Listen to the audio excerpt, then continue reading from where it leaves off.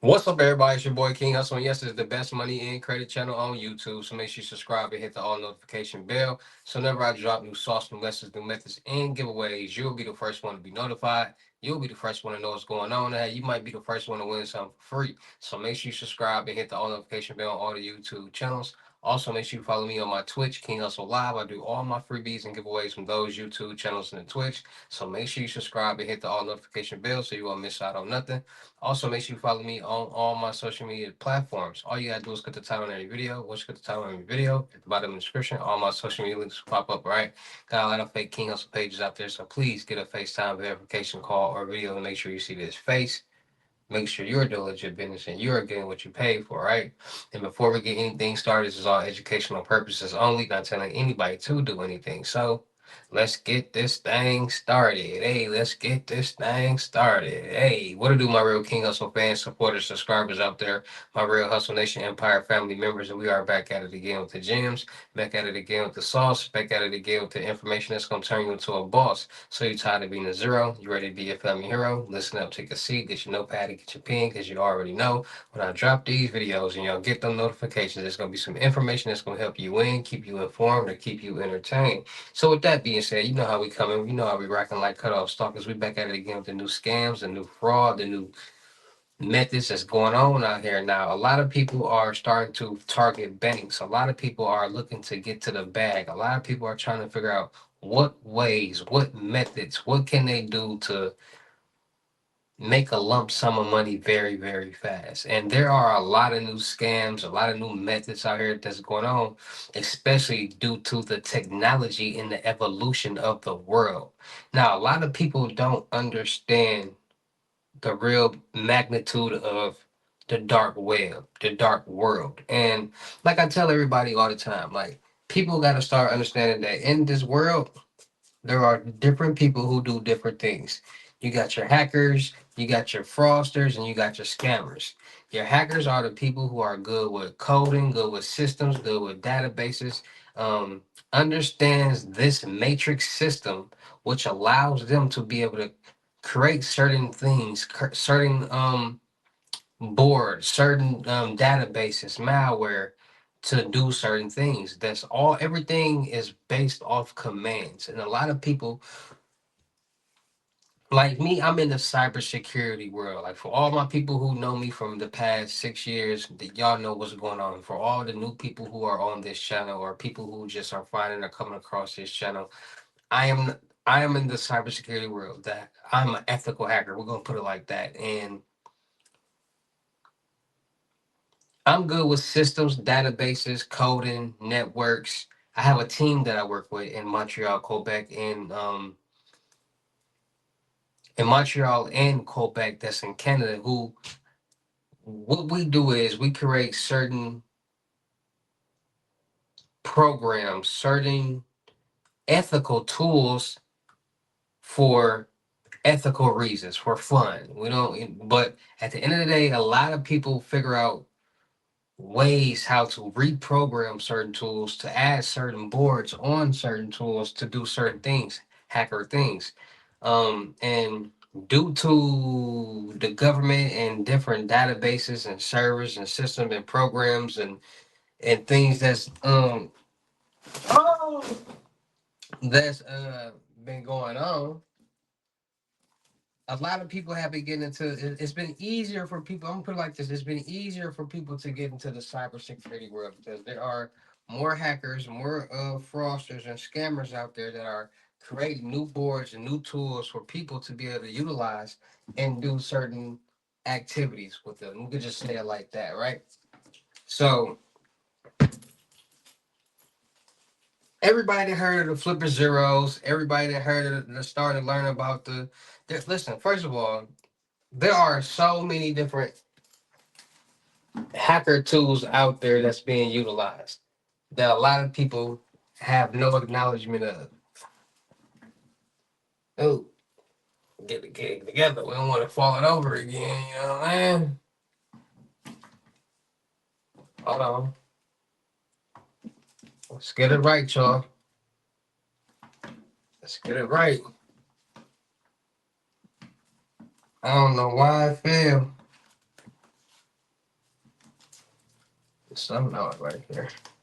Hold on, y'all. We gonna get it together.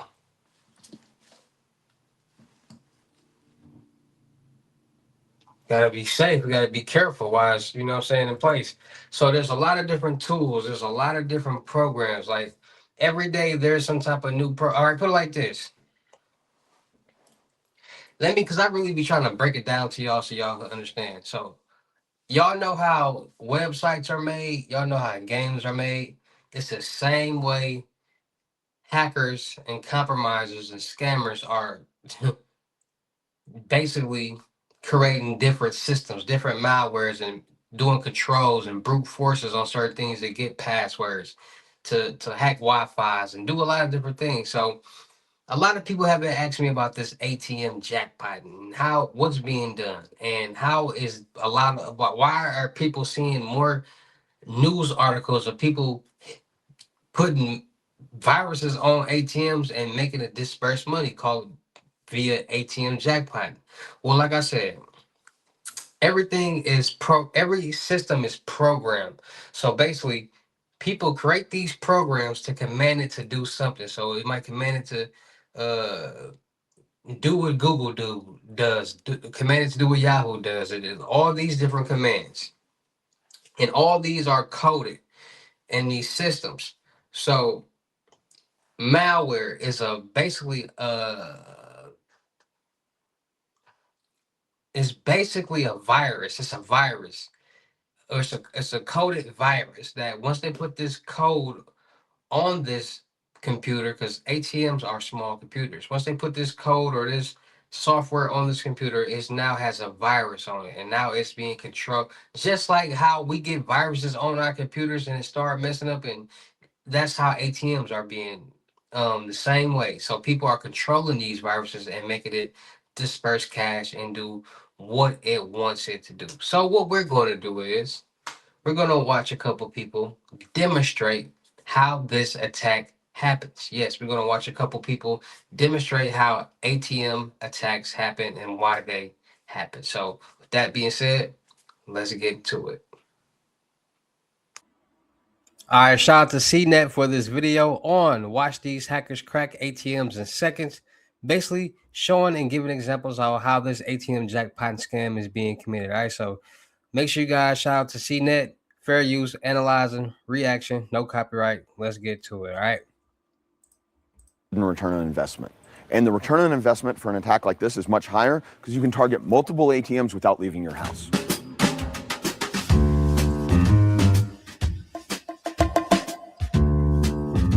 Look at this guy. Look at this guy. This is a home-based command center. Think of it as the IT technician for this crime. This is just a standard ATM. So I'm going to withdraw $40 from this ATM. Select English, fund PIN. I'm going to make sure to protect my PIN. I'm going to do withdraw checking for 40. We have two X-Force Red $20 bills. I'm going to request $40 again. Let's see how much money I can get out. I'll take a receipt. Now, this time, in fact, if you look at my receipt, it also says $40.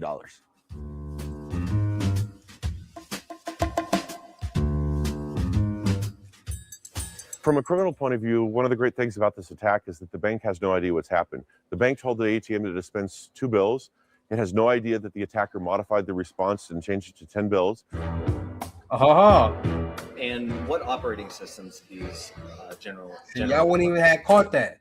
See, now it's just a whole different ball game. They out here tricking the ATM to basically disperse more money than what they actually typed in. So the bank is seeing 2 bills, but it's dispersing 10 bills. That's crazy.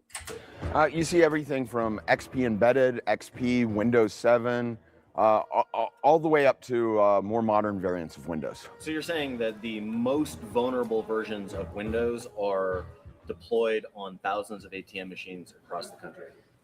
Yes, you have a lot of ATMs across the country that still run Windows XP. So the type of vulnerabilities that we exploit initially on an ATM are very common. ATMs are architected in a very similar way to a home PC. In fact, oftentimes it may be more vulnerable because of the difficulty in patching ATMs that are distributed across a wide geographic area. Most of the ATMs don't have a support staff that's standing there. And if the bank has to send someone out to each ATM to install software, it significantly increases costs. So they're usually very conservative about which patches and which software they push out. This is the receipt printer, has the standard USB connection, shows up in Windows just like any other printer. You can actually print Word documents on this. The same is true for the safe. The cash dispenser is also just a USB device. We've printed out our own money, stocked it up. Once the ATM is compromised, that's where it gets a lot more complicated. An attacker has to know how to communicate with the specialized devices. Each vendor has, like I told y'all, it's all based off communications and commands and understanding the software. That's all it is. But the average American is not going to know that. a separate set of hardware that they're going to be using. Every piece of software on an ATM has the potential to be a little bit different. So we create our own custom software when we're performing attacks. The attacker can monitor everything that's going on. For example, the attacker can see what's actually displayed on the screen of the ATM and also observe the network traffic. The highlight text here is the magnetic stripe data from the card.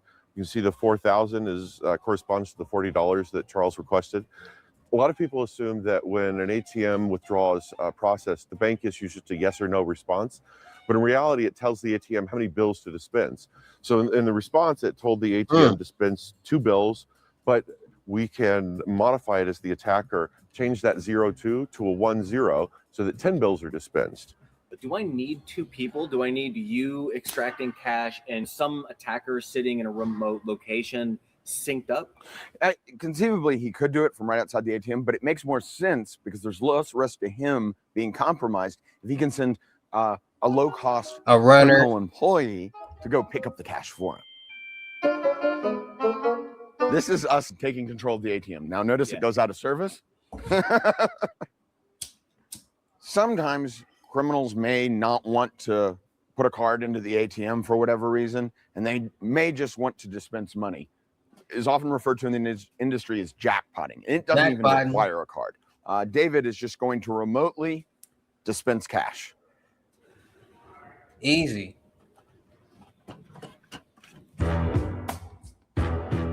How often they're updated often depends. And this is why this is what fascinates me, how technology works. And this, like, people like, bro, I've been in this world since I was 6 years old, looking at corn sites. And as I got older, certain things intrigued me. But I always been interested in computers and things like that. My auntie was an IT nerd and things like that. So, and my granddad was a tech in IT. All right, so put it like this: my granddad was in IT. So he used to work on like the light poles and all that type of stuff. Like, he used to be the person that climbed up, and he was always he always wanted to build something, construct something, like put things together. So like he always had me and my brother like building stuff and like doing technology stuff, like little code and stuff. My auntie was a computer nerd, so she liked things that dealt with computers. So she was always doing computer stuff. So I was always around this type of things.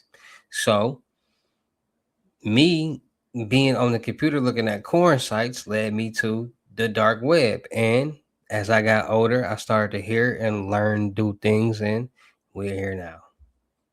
On the volume. But it intrigues me how you can control things, but it's intriguing to me how you can really control things with signals, with commands.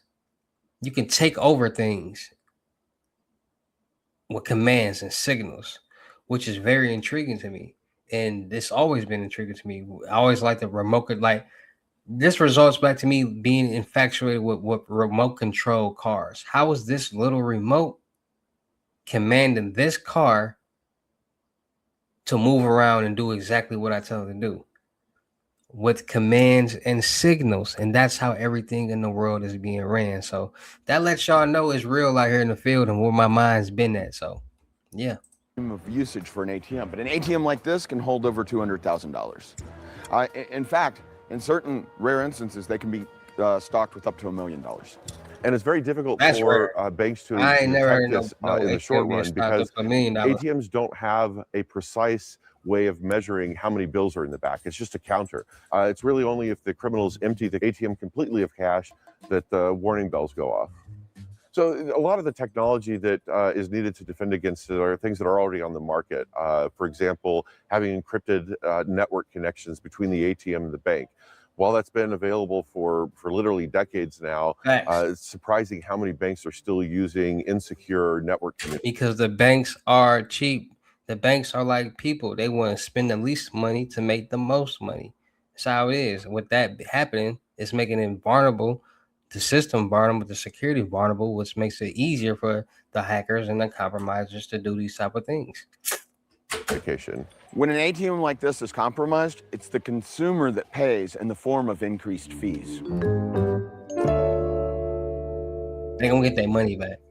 So this, because you already know banks make at least $4 billion a year in just ATM fees alone. So they're gonna make that money back, but they're gonna jump that $2-3 will go to $5, $6. And we're gonna be pissed. actually runs a variant of Windows 7.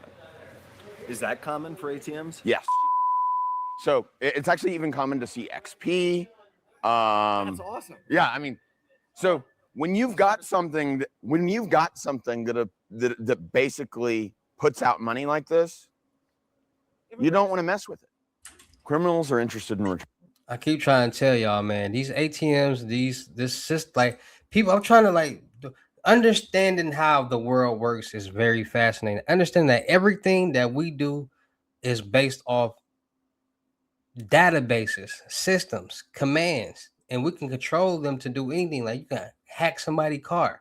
You can, especially these electric cars and these cyber cars, you can control anything and everything that you want to control just off understanding systems,